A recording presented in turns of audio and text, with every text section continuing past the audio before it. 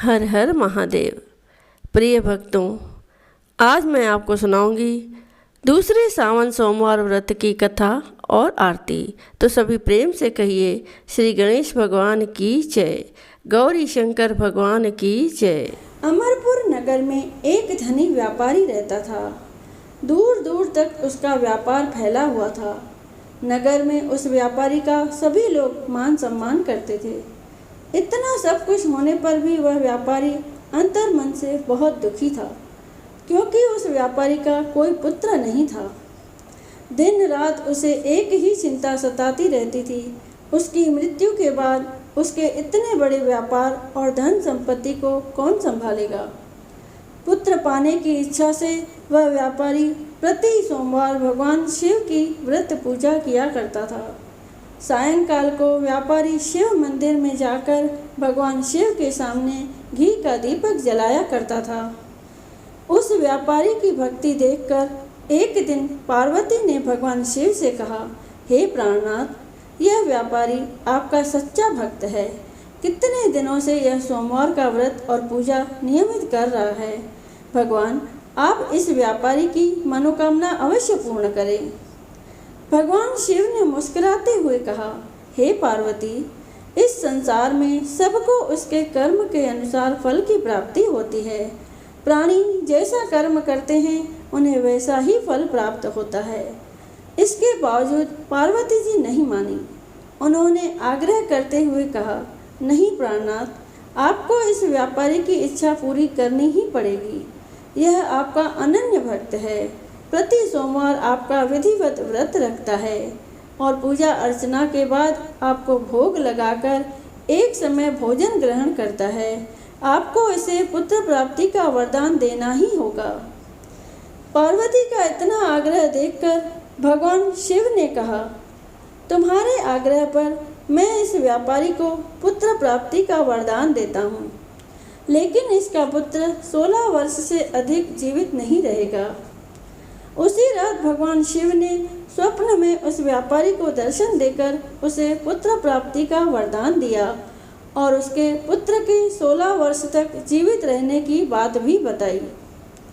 भगवान के वरदान से व्यापारी को खुशी तो हुई, लेकिन पुत्र की अल्पायु की चिंता ने उस खुशी को नष्ट कर दिया। व्यापारी पहले की तरह सोमवार का विधिवत व्रत करता रहा। कुछ महीने पश्चात उसके घर अति सुंदर पुत्र उत्पन्न हुआ। पुत्र जन्म से व्यापारी के घर में खुशियां भर गई। बहुत धूमधाम से पुत्र जन्म का समारोह मनाया गया। व्यापारी को पुत्र जन्म की अधिक खुशी नहीं हुई, क्योंकि उसे पुत्र की अल्पायु के रहस्य का पता था। यह रहस्य घर में किसी को नहीं मालूम था। विद्वान ब्राह्मणों ने उस पुत्र का नाम अमर रखा।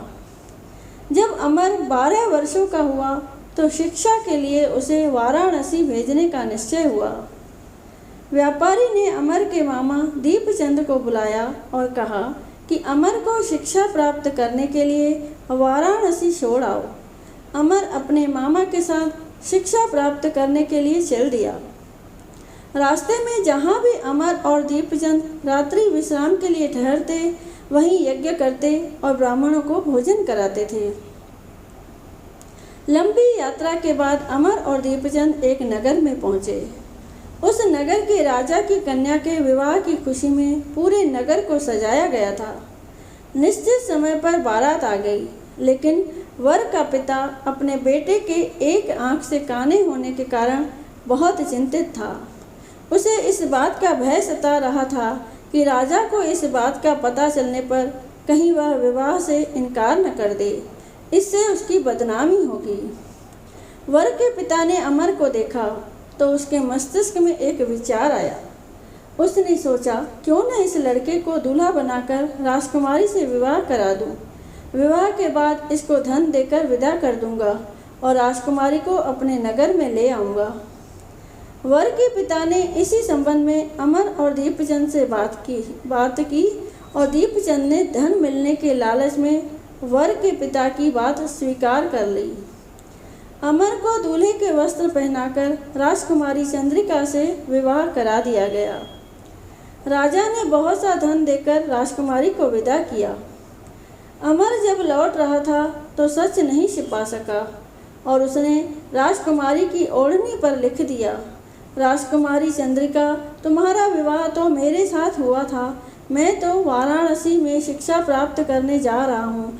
अब तुम्हें जिस नवयुवक की पत्नी बनना पड़ेगा वह कान्हा है। जब राजकुमारी ने अपनी ओढ़नी पर लिखा हुआ पढ़ा तो उसने काने लड़के के साथ जाने से इनकार कर दिया। राजा ने सब बातें जानकर राजकुमारी को महल में रख लिया। उधर अमर अपने मामा दीपचंद के साथ वाराणसी पहुंच गया। अमर ने गुरुकुल में पढ़ना शुरू कर दिया। जब अमर की आयु 16 वर्ष पूरी हुई तो उसने एक यज्ञ किया। यज्ञ की समाप्ति पर ब्राह्मणों को भोजन कराया और खूब अन्न वस्त्र दान किए। रात को अमर अपने शयन कक्ष में सो रहा था। शिव के वरदान के अनुसार शयनावस्था में ही अमर के प्राण पखेरु उड़ गए। सूर्योदय पर मामा अमर को मृत देखकर रोने पीटने लगा। आसपास के लोग भी एकत्र होकर दुख प्रकट करने लगे। मामा के रोने विलाप करने के स्वर समीप से गुजरते हुए भगवान शिव और माता पार्वती ने भी सुने। पार्वती जी ने भगवान से कहा, प्राणनाथ, मुझसे इसके रोने का स्वर सहन नहीं हो रहा। आप इस व्यक्ति के कष्ट अवश्य दूर करें। भगवान शिव ने पार्वती जी के साथ अदृश्य रूप में समीप जाकर अमर को देखा तो पार्वती जी से बोले, पार्वती, यह तो उसी व्यापारी का पुत्र है। मैंने इसे 16 वर्ष की आयु का वरदान दिया था। इसकी आयु तो पूरी हो गई। पार्वती जी ने फिर भगवान शिव से निवेदन किया, हे प्राणनाथ, आप इस लड़के को जीवित करें, नहीं तो इसके माता पिता पुत्र की मृत्यु के कारण रो रो कर अपने प्राणों को त्याग कर देंगे। इस लड़के का पिता तो आपका परम भक्त है, वर्षों से सोमवार का व्रत करते हुए आपको भोग लगा रहा है।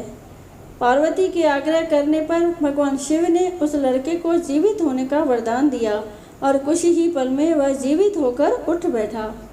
शिक्षा समाप्त करके अमर मामा के साथ अपने नगर की ओर चल दिया। दोनों चलते हुए उसी नगर में पहुँचे जहाँ अमर का विवाह हुआ था। उस नगर में भी अमर ने यज्ञ का आयोजन किया। समीप से गुजरते हुए नगर के राजा ने यज्ञ का आयोजन देखा। राजा ने अमर को तुरंत पहचान लिया। यज्ञ समाप्त होने पर राजा अमर और उसके मामा को महल में ले गया और कुछ दिन उन्हें महल में रखकर बहुत सा धन वस्त्र देकर राजकुमारी के साथ विदा कर दिया। रास्ते में सुरक्षा के लिए राजा ने बहुत से सैनिकों को भी साथ भेजा। दीपचंद ने नगर में पहुंचते ही एक दूत को घर भेजकर अपने आगमन की सूचना भेजी। अपने बेटे अमर के जीवित वापस लौटने की सूचना से व्यापारी बहुत प्रसन्न हुआ। व्यापारी ने अपनी पत्नी के साथ स्वयं को एक कमरे में बंद कर रखा था। भूखे प्यासे रहकर व्यापारी और उनकी पत्नी बेटे की प्रतीक्षा कर रहे थे।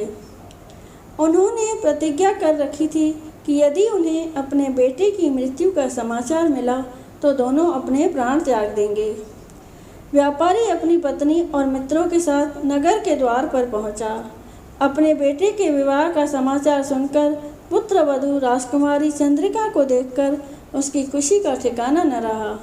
उसी रात भगवान शिव ने व्यापारी के स्वप्न में आकर कहा, हे श्रेष्ठी, मैंने तेरे सोमवार के व्रत करने और व्रत कथा सुनने से प्रसन्न होकर तेरे पुत्र को लंबी आयु प्रदान की है।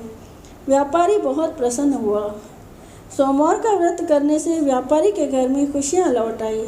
शास्त्रों में लिखा है कि जो स्त्री पुरुष सोमवार का विधिवत व्रत करते और व्रत कथा सुनते हैं उनकी सभी मनोकामनाएं पूर्ण होती हैं। बोलिए गौरी शंकर भगवान की जय। शिव जी की आरती। ओम जय शिव ओंकारा, हर जय शिव ओंकारा, ब्रह्मा विष्णु सदा शिव, ब्रह्मा विष्णु सदा शिव, अर्धांगी धारा। ओम जय शिव ओंकारा, ओम हर हर हर महादेव, एकानन चतुरानन पंचानन राजे, स्वामी पंचानन राजे, हंसासन गरुड़ासन हंसासन गरुड़ासन वृषवाहन साजे ओम जय शिव ओंकारा।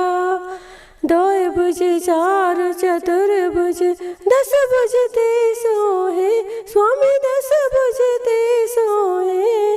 तीनों रूप निरखता तीनों रूप निरखता त्रिभुवन जन मोहे ओम जय शिव ओंकारा।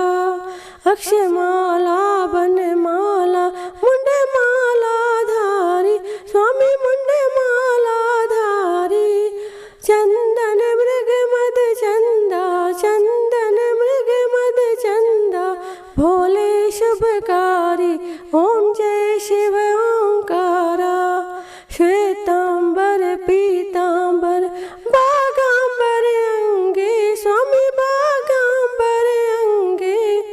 सनकादिक ब्रह्मादिक सनकादिक ब्रह्मादिक भूतादिक संगे ओम जय शिव ओंकारा। कर मध्य चकमंडल चक्र त्रिशूल धरता स्वामी चक्र त्रिशूल धरता। जग करता दुख हरता जग करता दुख हरता जग पालन करता ओम जय शिव ओंकारा। ब्रह्मा विष्णु सदा शिव जानत अविवेका स्वामी जानत अविवेका। प्रणवाक्षर ओम मध्य प्रणवाक्षर ओम मध्य हे तीनों एका ओम जय शिव ओंकारा। त्रिगुण स्वामी जी की आरती जो कोई नर गावे स्वामी जो कोई नर गावे।